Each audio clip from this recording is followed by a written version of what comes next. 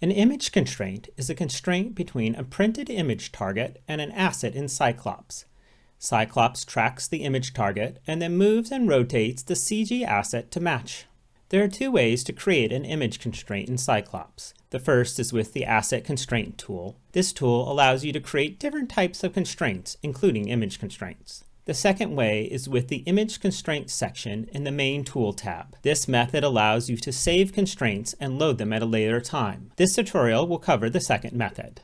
In order to get started with image constraints, you first need to have at least one image target set up in Cyclops. Please refer to the image target tutorial for more information. The next thing we need is the asset that we want to constrain to the image target. Position the asset in relation to the image target the way you want it. This offset orientation will be saved along with the constraint. Make sure the asset is selected and tap the Add button. This brings up the constraint panel, then tap the Constrain button.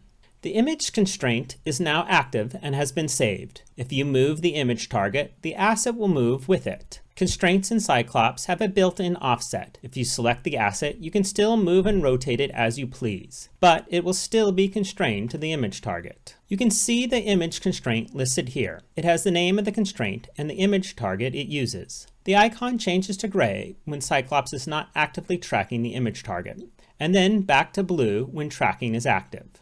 To load a constraint, you first need to be looking at the image target with the tracking icon visible. Then tap the constraint you want to load to select it, and then tap the Load button. The asset will be respawned in the correct position and constrained to the image target. You can turn off the constraint by selecting the asset and tapping the Asset Constraint button. You can rename and delete saved constraints by tapping the desired constraint and using the appropriate buttons. You can turn on and off the image target icon by using the Show Image Targets toggle. There are a couple of preferences for image constraints that you can adjust in the Preferences, Tools, Asset Tools section. Image Constraint Smoothing applies smoothing to the constraint.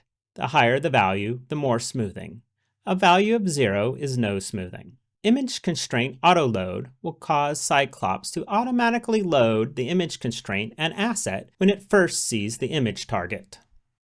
If you have a question about this feature or any of the other features in Cyclops, please visit our user forums at the link listed below.